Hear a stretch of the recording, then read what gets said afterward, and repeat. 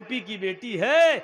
यही तो मैं 20 साल से सुनाते आ रहा हूं कि जो जितना अमीर बाप है, मैं आपको एक पहचान बता रहा हूं आपको कि जिस लड़की के जिस्म पर जितना कम कपड़ा आपको दिखाई दे, जो जितने शॉर्ट कपड़े पहने हुए आपको मार्केट में और बाजारों में दिखाई दे, समझ लेना ये उतने ही अमीर बाप की बेटी जा रही है।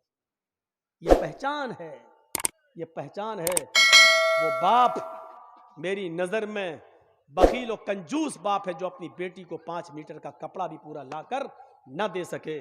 बखील है, वो कंजूस है और वो अपनी बेटी का सौदागर है। अल्लाह के रसूल ने ऐसे बाप को दयूस कहा है। और दयूस का माना जानते हो? सुनो, इस गुस्से की वजह आप खुद हैं, हम नहीं हैं। और मुझे ये गुस्सा आज क्यों आ रहा है, ये सब आप भी समझ रहे होंगे।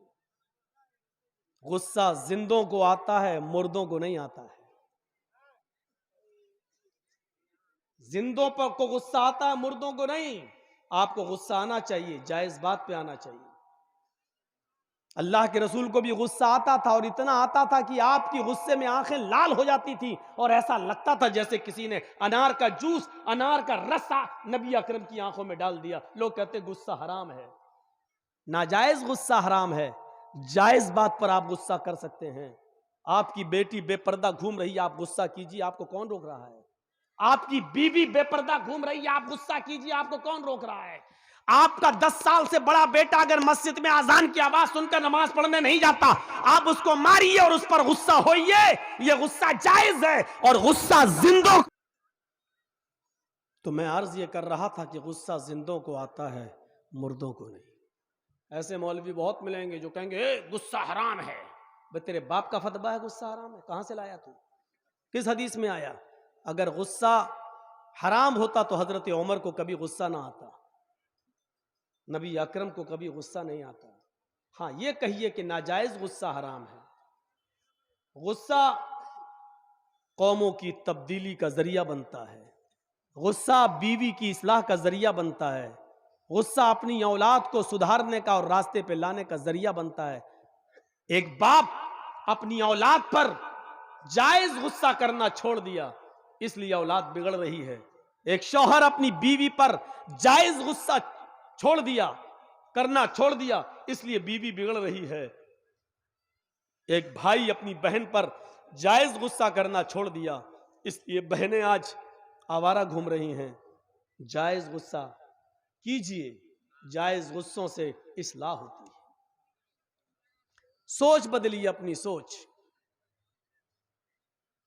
या अय्युहल्लज़ीना आमनुत्तकुल्लाह या अय्युहल्लज़ीना आमनुत्तकुल्लाह वल तंजुर नफ्सुम मा क़द्दमत लिगद। आई ईमानो वालो, तुम अल्लाह से डरो। यानी जो अल्लाह से जितना ज्यादा डरेगा वो इस दुनिया में उतना ही ज्यादा गुनाहों से बच बच कर चलेगा, और जितना इंसान गुनाहों से बच बच कर चलेगा आखिरत के अंदर उतनी ही उसकी नेकियां बढ़ेंगी और वो जन्नत का मुस्तहिक होगा। इसलिए फरमाया अल्लाह से डरो। और हर इंसान को गौर करना चाहिए कि कल कयामत के दिन के लिए उसने कौन सी तैयारी कर रखी है। कौन सी तैयारी? कयामत से जोड़ा है। हमें इस दुनिया में हमेशा नहीं रहना है। इस चीज को जरा सोचिए और समझिए। इस चीज को जरा सोचकर और समझकर समझने की कोशिश कीजिए।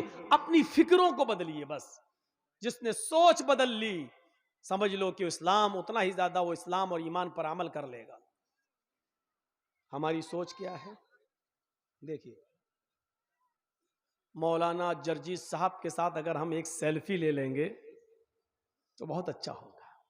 इसका बेनिफिट क्या मिलेगा? सोच देखिए, सोच। बेनिफिट ये होगा कि हम इसको शेयर करेंगे, हम इसको अपने दोस्तों को भेजेंगे। 2 मकसद। पहला मकसद, हमारे दोस्त को हम ये बताएंगे कि देखिए जर्जीस साहब से मेरी मुलाकात हो गई है। दूसरी, किसी की दुकान पे बैठे, उसने अपनी दुकान के साथ मेरा फोटो खींच लिया, अब उसको शेयर, जर्जीस साहब मेरी दुकान पर आए थे।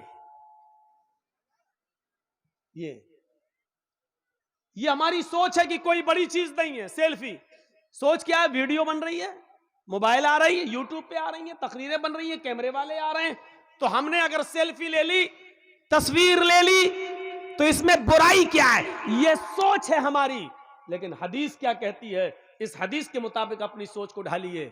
بہت گیت سن لیا آپ نے، عورتوں نے بڑی فرمائش کی کہ گیت پڑھیے، ایسی چیزیں تو عورتوں کو پسند ہیں، وہ سن لی۔ جو ہم بتا رہے ہیں وہ پسند کہاں ہے؟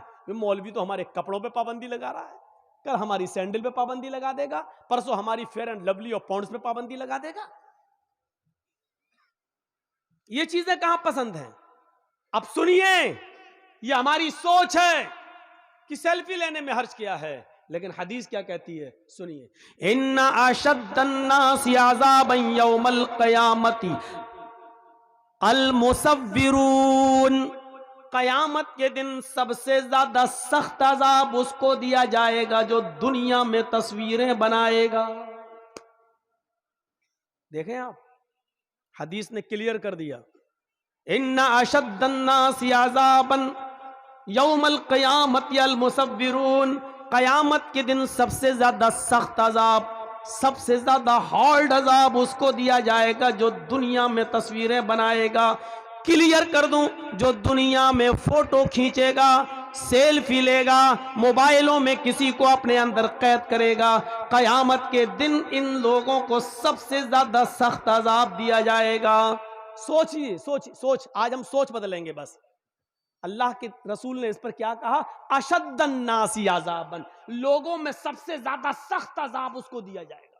ایک تو ہوتا عذاب دیا جائے گا، آگ میں ڈال دیا، نہیں، ایک ہوتا ہے لوگوں میں سب سے زیادہ سخت عذاب، اور جہنم کا سب سے زیادہ سخت عذاب کیا ہے آپ کو معلوم ہے؟ ہمیں نہیں معلوم، مولوی جرجیز کو نہیں معلوم سب سے زیادہ سخت عذاب کیا ہے۔ ہاں، سب سے ہلکا عذاب میں جانتا ہوں کیا ملے گا، سب سے ہلکے عذاب کو بتا دیتا ہوں، اس سے سب سے زیادہ سخت کیا ہوگا اس سے آپ اندازہ لگا لیجئے، سوچ لیجئے گا بس۔ آج سوچ بدلیے، مولوی جرجیز کی سیلفیاں لینے والوں، مولویوں کو اپنے قیدوں میں اور کیمروں میں بند کرنے والوں، سنو، یا تو مولانا جرجیز کو بلانا چھوڑ دو، یا پھر حدیثوں پر، قرآن پر عمل کرنا شروع کر دو۔ دونوں چیزوں میں سے ایک کام کرو، چھوڑ دو۔ بہت سن چکے ہو ویدوں کے منتر، بہت سن چکے ہو گیت، بہت سن چکے ہو گانے، جلسوں کے مزاج کو بدلو، قرآن اور حدیث کو سننے کی عادت ڈالو۔ جلسوں کا چندہ تم قرآن و حدیث کے نام پر لیتے ہو، دین کے جلسوں پہ کے نام پہ کرتے ہو، 100 200 اور 1000 روپے کا چندہ لوگوں کے دروازوں پہ جا کے اجلاس دین کے کام کے نام پر کرتے ہو، گیت کے نام پر نہیں، ویدوں اور رامائن اور کے شلوک اور منتر کے نام پر نہیں۔ اس لیے اپنی سوچ بدلو اور اپنی عادتوں کو بدلو۔ میری بات آج کڑوی لگے گی، اب کیا کروں؟ جب بیماری اتنی بڑھ گئی ہے کہ ہومیوپیتھک اور میٹھی گولیوں سے صحیح نہیں ہوگی تو آپریشن کرنے کی ضرورت پڑ رہی ہے تو کر رہا ہوں۔ آج کی تقریر کے بعد یا تو زندگی بھر کے لیے مولانا جرجیز کو طلاق دے دو گے یا اپنی عادت بدل لو گے۔ بدلو اپنی عادت۔ سب سے ہلکا عذاب کیا ہوگا سنیے، اللہ کے نبی فرماتے ان احون اہل النار عذابا یوم القیامت لرجل یوضع فی اخمص قدمیہ جمرتان، قیامت کے دن جہنم میں سب سے ہلکا عذاب اس آدمی کو، شخص کو دیا جائے گا، سب سے ہلکا عذاب